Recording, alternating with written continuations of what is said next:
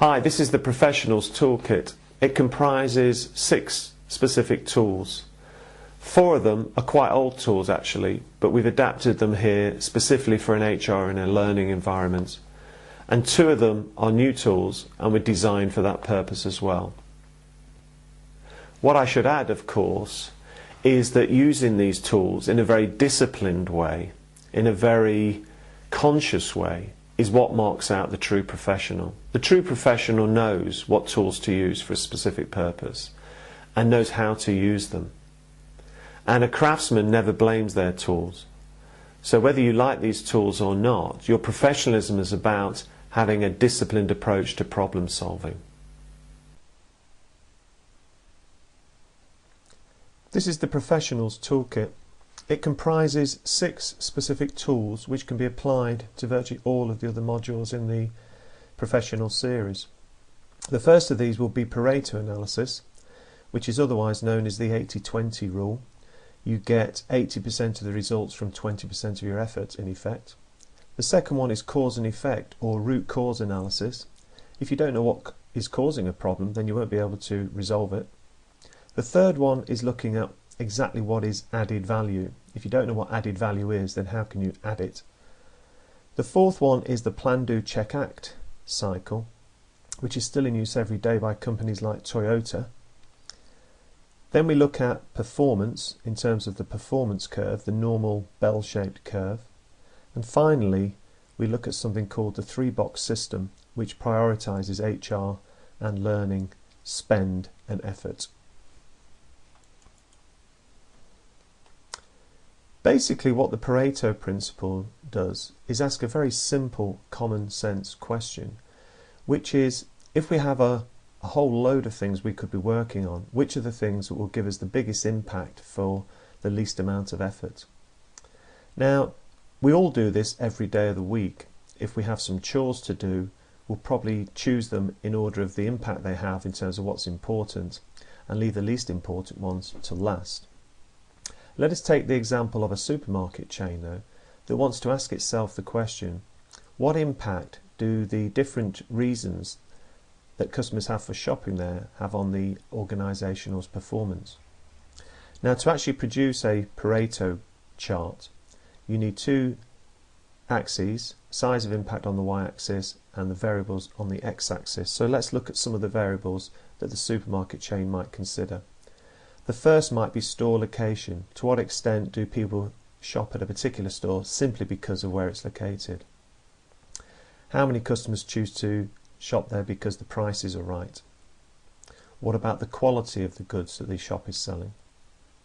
What about the product range? Is there enough goods in the shop to keep people interested?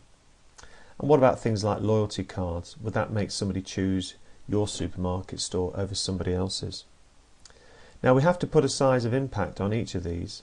So let us say that one of the key important decisions is exactly where the store is located. So if somebody wants to pop into the store, it's got to be on their route to work or to school or wherever. And then we order all of the other variables in terms of their likely impact on store choice. And that's all the Pareto principle does really, is say, what do we think the impact could be? So for example, if we're going to locate a new store, it looks, according to this chart, as though we better make sure it's in the right location. Hence we hear the phrase location, location, location, because if you get that right, you're probably likely to have the biggest impact. And that's really all the Pareto principle does. Very simple, but it helps you prioritise your actions. And that is something we need to do in HR and learning and development. Now, whether that is the first time you have looked at the Pareto analysis or not, you will probably think, well, it's the sort of thing I do every day, isn't it? We all get up in the morning and we have lots of things to do, and we try and order those things. And often we will try and order them according to a priority. What is the most important thing I have to do today? That's all the Pareto rule actually does. Okay, so now you know what a Pareto chart looks like. And you might immediately think, especially if you work in HR, let me look at all the HR activities I do and consider which of those are most important.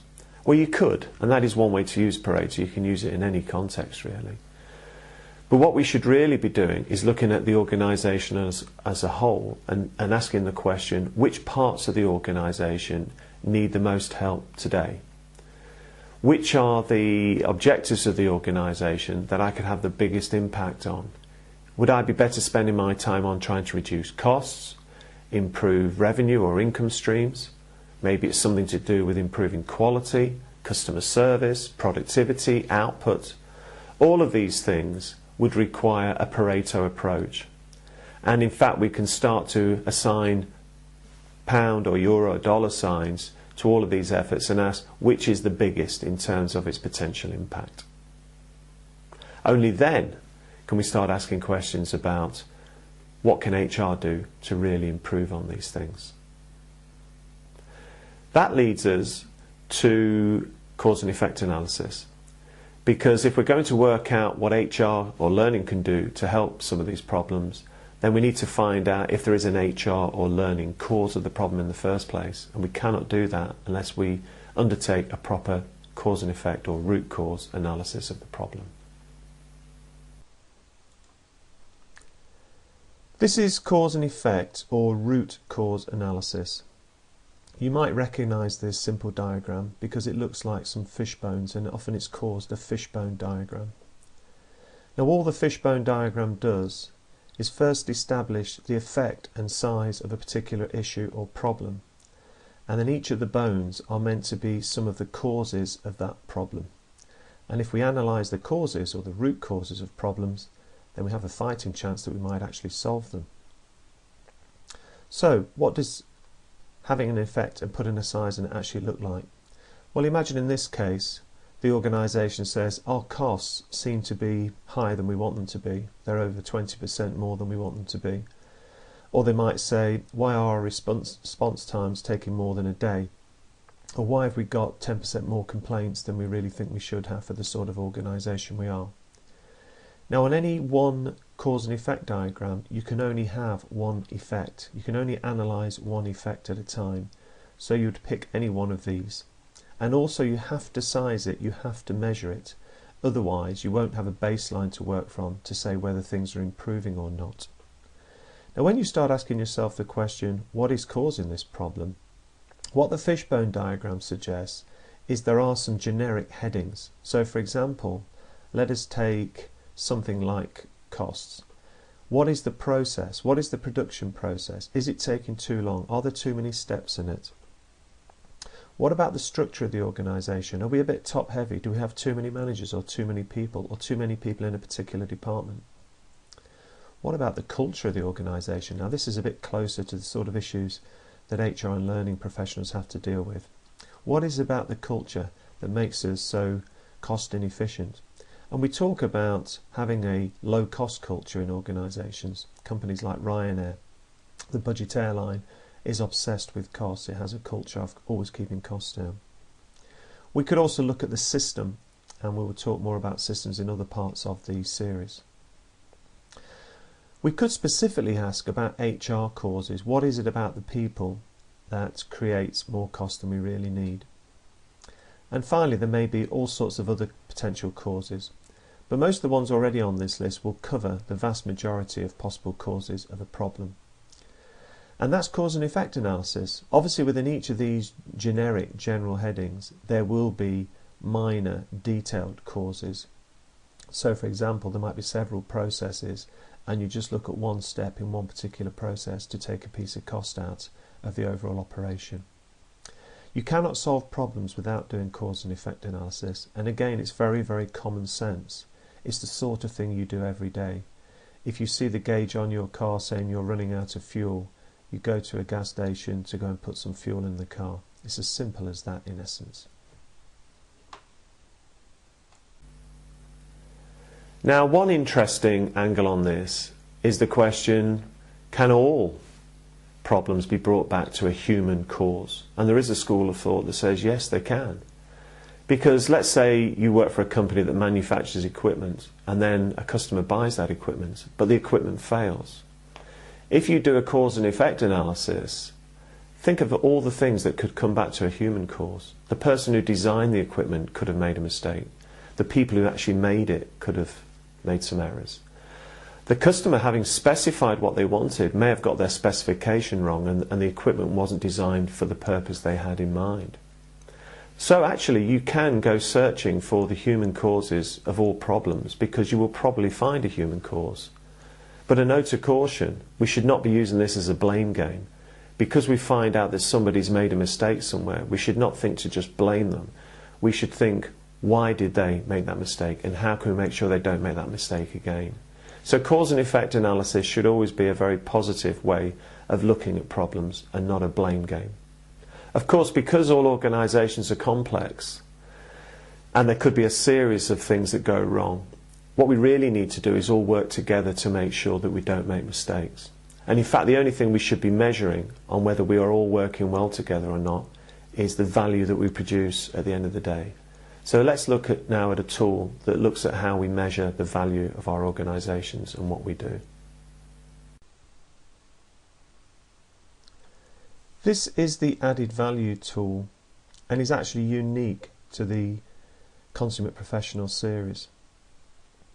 Basically, added value always has a monetary sign attached to it, and this can often cause some consternation amongst HR and learning professionals who don't actually believe that you can attach currency signs to everything they do. So let's have a look at it in a little more detail.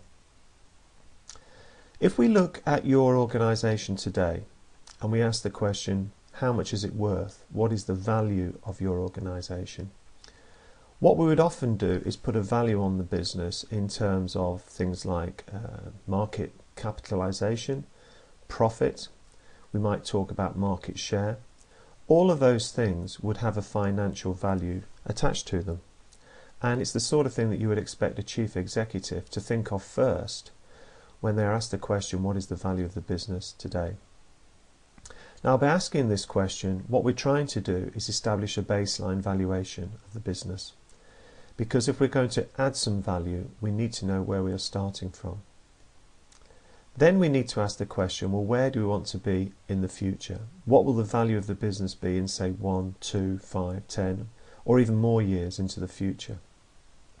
This is a strategic question, and it can look as far into the future as we want to. Now, the basic concept is that the value of the business should grow over time. Such a simple concept.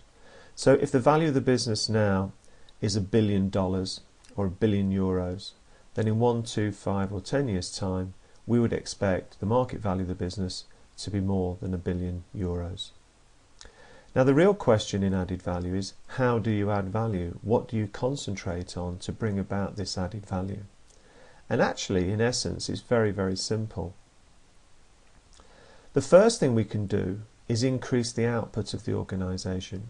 So if you make bars of chocolate, we could say for every €100 we spend on the organisation, how many bars of chocolate do we produce? That's output, or O. We could say that for every 100 bars of chocolate we make, what is the average cost? Because if we can reduce the average cost of making chocolate, then we will have added value. The organisation will be more valuable. We could look at the possibility of increasing revenue by charging more for our bars of chocolate. And generally we don't be able to do that if our customers perceive the quality of the chocolate to be better than our competitors and to be improving over time. Now, these are the only 4 variables that we need to focus on in any organisation at any point in time, and that is what the added value tool says. If you are going into a conversation with senior managers on subjects such as change management, or empowering the workforce, or being creative, or being innovative, all of those can be reduced back to some very hard, tangible measures. If we are going to be more creative, are we going to increase output? Are we going to be able to charge more for our products and get more revenue in? This keeps all of these conversations really, really focused, and it stops HR and learning and development operating in a world of intangibility. It is an incredibly powerful tool and very simple to use in practice. Now, I would expect your first reaction to the value slide, or the added value slide, is that it is just a statement of the blindingly obvious. And yes, that's what it's meant to be. But there is a lot more depth to this idea than you might think.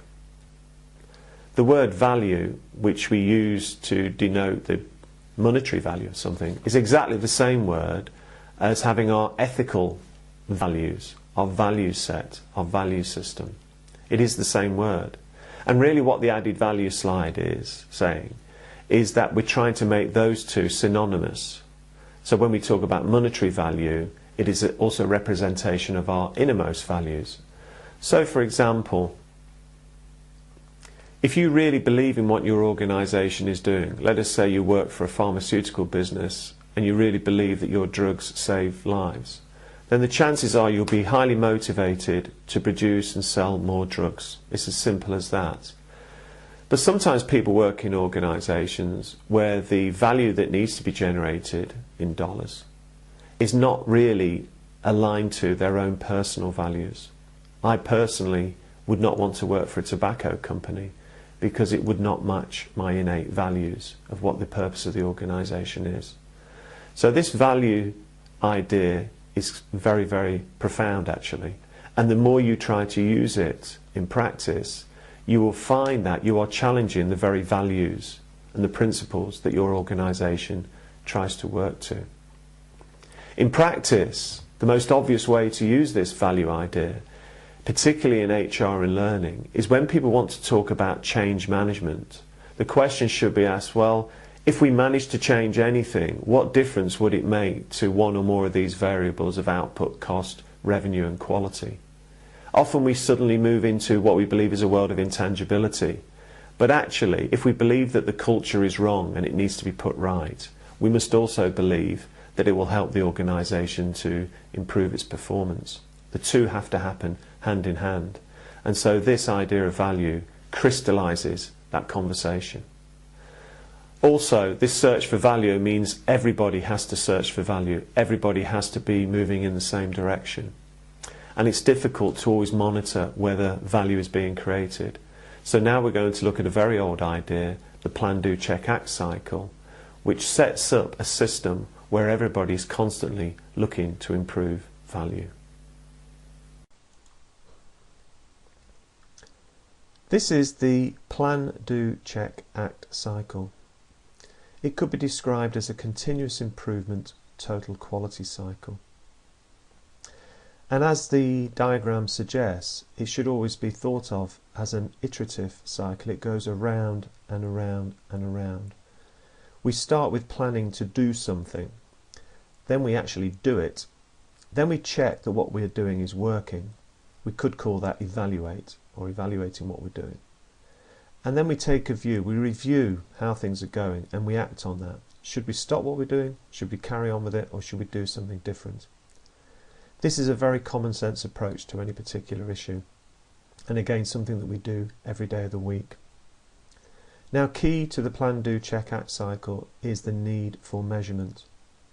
The people who are famous for putting this tool into use are people like Deming, the quality guru, who is a statistician. And he would say that you will not know whether you've improved or not unless you measure where you're starting from. So a plan is always a plan to improve and measure. This is particularly important in HR and learning activity because measures are often very absent in this sort of role.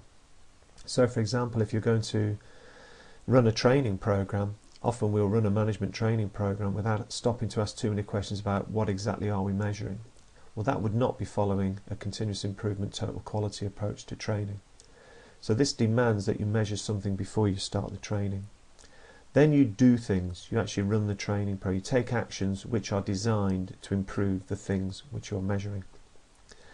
And after the training program has finished, you start to ask the question, well, did the action actually achieve the planned improvement? And finally, you review the situation and say, well, whether it's improved it or not, should we be doing anything different? Should we act in a different way? Or should we come up with a different plan? This is the entire plan, do, check, act cycle. But it's a lot more clever than you might think, because you can almost start anywhere on any particular issue. As long as you measure something, you will end up back in a situation where you ask the question, did things turn out the way we wanted them to? And if they didn't, then we need to do something different.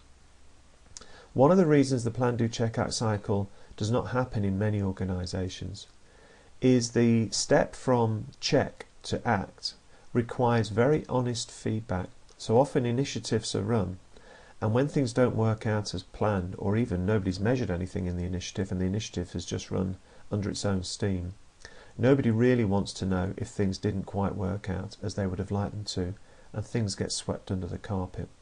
So a plan, do, check, act cycle only really works well in an organisation that welcomes honest feedback. But when it does, when this culture is in place, it is an incredibly powerful tool that can be used every day, and is used every day by companies like Toyota to always move ahead of their competitors. As with all of the tools we're covering here, they are all so simple in one sense, but actually all have a lot of depth to them. The plan, do, check, act cycle's been around, and yet many organisations still struggle to use it on a day-to-day basis. And you might ask yourself the question, something so obvious, why do they find it so difficult to use? I think there are two answers to this. One is that often in busy organisations we just want to get on with things. We don't want to spend too much time planning, and we certainly don't want to measure everything that we do. But I think a more profound reason is the step between check and act is the feedback step, which says, look, we've looked at the results of our actions, now what do we do about it? And most organisations struggle to allow people to give honest, open feedback without any fear of retribution. And having this culture in the organisation where people can give that sort of feedback, hey, this didn't work, what are we going to do about it? Where they feel comfortable with that. Creating that culture is absolutely key to making the PDCA cycle work on a regular basis and become part of the way the organisation thinks and operates. One of the people most famously associated with PDCA is Deming, the quality guru, and it would be worth reading some of Deming's work. One of the things Deming said, as a statistician himself, was that we shouldn't set targets for people. The journey, the seeking of value creation is really what it's all about. It's not about a particular target or a particular point in time. It's a willingness and a capability to continuously learn how to improve that is absolutely key. Now we move on to another tool, the performance curve, which translates things like the PDCA into an individual performance journey. This is the performance curve. We produce a performance curve by rating our employees on a 1 to 10 scale and then showing how many of them are performing at a particular level. Why is it a 1 to 10 scale? Well, for two simple reasons.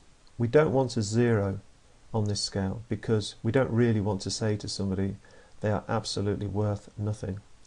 But the more important reason is we do not want a midpoint on this scale. The midpoint would come somewhere between 5 and 6, and there is a tendency among managers when scoring staff to want to sit on the fence and say, well, they're okay, they're average. We don't want an average or an okay on this scale. We want managers to make conscious decisions about how their people are performing. And the whole purpose of this curve is to shift the performance of everyone in the organisation, not just small groups of people. Now, when it comes to doing this in practice, probably the best way to start is to choose a line manager who you are friendly with and tell them you'd like to sit with them over a cup of coffee and discuss an idea on measuring the performance of their team. And when you sit down with them, suggest to them that there's going to be a goalpost at 3 that says if they give somebody a 3 or less, they're going to signal that that person's performance is unacceptable. And equally, if they want to give somebody an 8, 9 or 10, that will be a signal that that person is performing at a superior level. So we have two areas on the curve. One is the unacceptable level, one is the superior level at the two ends, which leaves in the middle the acceptables. These are the people who come to work every day and do a reasonable job, but they could all improve as well. Now, if you did this with enough managers and got enough data for lots of employees, the theory of probability, which is a well-proven theory, would suggest that you would have a curve looking something like this, often referred to as the bell-shaped curve. This tells us that we would expect a small number of people to be unacceptable, a small number of people to be superior, and the vast majority of employees to be in the middle, ranging from 4 to 7. Now, as we said before, the whole purpose of this curve is to move it to the right. And we could start talking about the way we move this curve to the right requires everything we do under the heading of HR strategy, and including learning strategy. We all need to learn how to improve. Obviously, the first attempt at this will probably be very subjective, which is why I'm suggesting that you speak to a friendly line manager first and reassure them that this is not about disciplining people. So even if there is somebody at 1, 2 and 3, what the curve is really about is looking at the root causes of why these people are unable to perform at the moment. If you do need to discipline and get rid of people, then we would normally use a different process for that altogether. This is meant to be a very constructive and very positive discussion to help everybody on this curve. Now, the two groups at either end, the unacceptables and the superiors, we can expect them to improve relatively quickly for two simple reasons. The unacceptables have to improve, especially when we tell them that they need to improve, and the superiors will be looking for opportunities to improve. These tend to be the talented, ambitious people who would love to have somebody helping them to further their careers.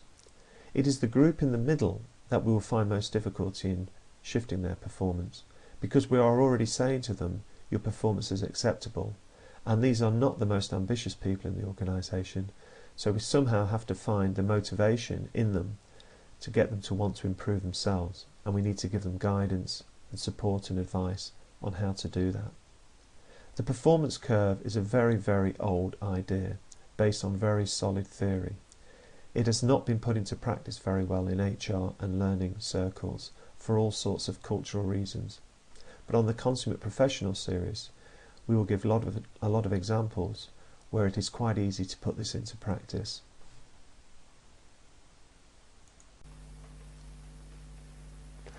So, the bell-shaped curve, it's based on very simple theory of probability, and it says that if you have enough people in your sample, it will tend towards that shape of curve. You will always have small groups at either end of the curve, and the vast majority of people will be in the middle. Now, when you put this into practice, I would suggest you find a friendly line manager who you know well and trusts you, and you trust them. And I suggest you go and have a quiet coffee somewhere and talk about the performance of their team. And you ask this line manager to just score their people on a 1 to 10 basis, confidentially, and just see what the results look like. Once you have the scores, you can say to this manager, what would the person who got a 3 have to do to become a 4?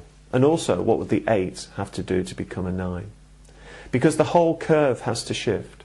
Because we are not creating a blame game here, we're not assuming that the people who get the best scores, in effect, are the best employees. There could be all sorts of reasons why the people who get 3 are only getting 3, which are outside of their control. And our cause and effect analysis should help them work out why they're not getting such good scores. Don't forget, the purpose of the performance curve is a journey, and it's meant to be based on a positive and constructive dialogue. If you want to discipline somebody, we use a different process altogether. Now, to get the ball rolling, you may have to use the line manager's subjective views, although I often trust subjective views in an honest manager because they know their people. But as soon as you can, we need to move on to objective data. We need to know who really is bringing in results. Now, that objective data is already available in most organisations. You do not have to create it. The sales, the operating cost figures are already there. And all we're trying to do is make that data become people information, and the performance curve does that for us, so that then we can manage individual performance in a constructive and positive way. Now finally, we're going to move on to the 3-box system, because maybe we should be spending as much of our time as possible on helping people to perform, and we'll see where that fits in the 3-box system. This is the 3-box system. The main purpose of the 3-box system is to prioritise your work, to make sure that things you're spending the most time on are giving you the greatest opportunity for adding value, or also making sure that all the basics are right. It's best represented as 3 filing cabinets or 3 in trays. And you can start thinking in terms of the first filing cabinet being the box 1, the must-have activities that you do every day. These are the things that the organisation has to have to stay in operation or to remain compliant with legislation. The sort of things we might be talking about in box 1 are basic recruitment, pensions administration, payroll administration, contracts of employment for people, basic training for new starters or when there are new systems coming into the organisation. And then there is the risk management, making sure that we're not putting our employees or the organisation at risk, and health and safety, ensuring that anybody who needs a certificate or a qualification to do a particular job, we have it on file. All of this work is very, very important. It's must have. If we have any omissions in this first box, then the organisation is leaving itself open to all sorts of risks and litigation. So we have to get it right. The only problem with box 1 from an HR or learning and development point of view is that you will never get patted on the back for doing box 1 work well. It is expected of your department that you get the basics right every day. And if you don't get the basics right every day, then don't expect people to allow you to operate in a more strategic role if you can't get the basics right. The second category, or box 2, is the added value box. Now, one thing we should have said about box 1 is there is no competitive advantage generally in box 1. All of your competitors also have to perform these basic duties and follow the same compliance regulations and statute.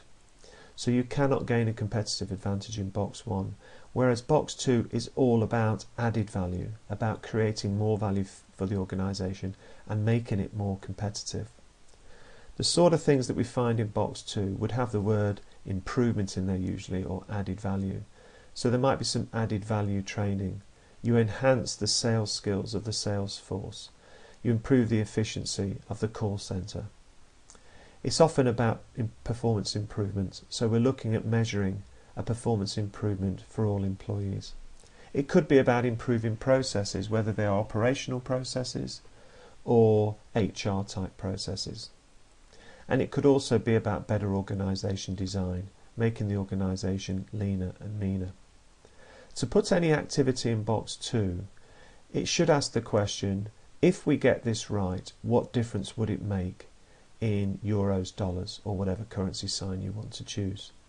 So box 2 is where we might consider what the return on investment on spending money on the activity is, whereas in box 1 it is just a sunk cost. We might try and do things more efficiently in box 1 over time, but the activity itself has to be done by somebody, whether it's done in-house as a shared service centre or outsourced. The third box in the 3-box system is the nice to have box. But don't be misled. Things in box 3 are not really nice to have. The sort of things that go in there are the things that are very difficult to measure. A lot of organisations these days use 360-degree feedback systems. They talk about emotional intelligence in managers. They spend a lot of money on e-learning and they put in management competence frameworks. There is nothing inherently wrong with any of these activities, except that how they're perceived by the rest of the organisation will determine how much value, if any, they add. For example, you might have a manager who you think is not emotionally intelligent, and you send them on a programme to try and improve their emotional intelligence. It should be in box 1, because you could say that is the standard we want to set, and if they don't meet that standard, we will no longer have this manager as a manager. If you take it that seriously, you can put it in box 1. Or you can put it in box 2 and look at the performance indicators for this particular manager and relate it to any improvement in their emotional intelligence. Or you can leave it in box 3. This means that this manager is told that they need to improve and they're sent on a programme, but they are not held accountable for it, and neither are the people who are trying to help them improve their emotional intelligence. Nobody takes it that seriously. It's just a nice to have. Wouldn't it be nice if this manager improved their emotional intelligence? But nobody bothers to check whether anything has changed or not. On a day-to-day basis, an HR team should expect that over 75% of their work is currently in box 1, just keeping the wheels in motion. That leaves you 25% of your time to spend on the other 2 boxes. There is likely to be always some activity going into box 3, but it should be as small as possible. And of the 25%, as much as possible should be going into box 2. This is a very, very simple prioritisation system, but the more you try it out in practice, you will find it has all sorts of hidden depths and is a lot more philosophical than you might first imagine. So, everything you do can be categorised according to the 3 boxes. Some organisations have a prioritisation system with more boxes or more categories. Well, the choice is yours. But the 3-box systems always work for me, and it brings about a very focused discussion on where we want to place our activities. As with all these tools though, as soon as you start to use the 3-box system, you'll start to realise what depth it has. For example, how much time do you spend in box 1? If you're spending 99% of your time in box 1, you need a serious conversation about how can you find any time to spend in box 2, because box 1 just keeps the organisation's head above water and out of the courts, whereas box 2 activity is what moves you forward, and we need to be doing as much box 2 activity as possible. And what about the things that slip into box 3? In theory, there shouldn't be anything in box 3. Everything you should do should either be a basic operational need, or it should be something focused on specific improvement. So box 3 shouldn't exist, but it does. Let us take something like management competence frameworks. Ideally, they should be in box 1. They should be setting a standard of competence, and we should assess managers against that standard. And we don't want managers who don't meet that standard in the medium to long term, so we do something about it. But most organisations don't take management competence that seriously, so it doesn't go in box 1. So why not put it in box 2 and at least try and link our competence development to some measurable performance improvements of the people in the organisation? Well, again, do we take it that seriously?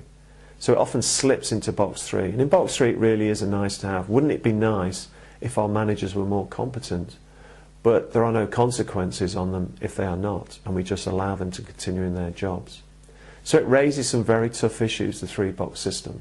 It makes the organisation face up to some tough decisions that it has to take, and that's exactly what its purpose really is. I hope you've learnt something new in this module, and I hope you're really eager now to go back and put some of these tools into practice. And don't be afraid of getting it wrong the first time you use it. If the people you're working with are told that you're trying some new tools out and you just want to see how they work, then if you find people who want to work with you on this and are eager to learn themselves, I really don't think you'll have a problem with any of them. They do work, they're well tried and tested, and they will bring great results.